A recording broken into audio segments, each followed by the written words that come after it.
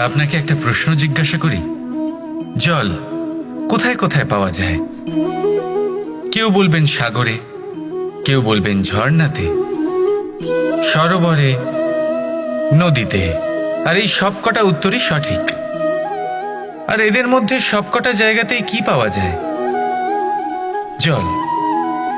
ঠিক সেইভাবেই মানুষের যে কোনো স্বরূপই হোক না কেন, তাতে বাস করেন স্বয়ং পরমাত্মাই। সেই পরমাত্মা যিনি ভালোবাসার বাণী শুনে থাকেন, ভালোবাসার ভাষা বুঝতে পারেন, তিনিই জানেন।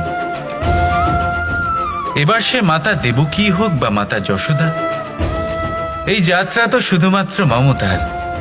এবার সে রুক্মিণী হোক বা রাধা, যাত্রা সেই ভালোবাসারই। তাই শুধু ভালোবাসার উপরে মনোনিবেশ করুন, নিজের ব্যবহার প্রেমময় করে তুলুন। আপনার প্রত্যেকটা সম্পর্ক, প্রত্যেকটা বন্ধন পবিত্র হয়ে উঠবে। তাই আসুন আর আমার সাথে ভালোবেসে বলুন, রাধা।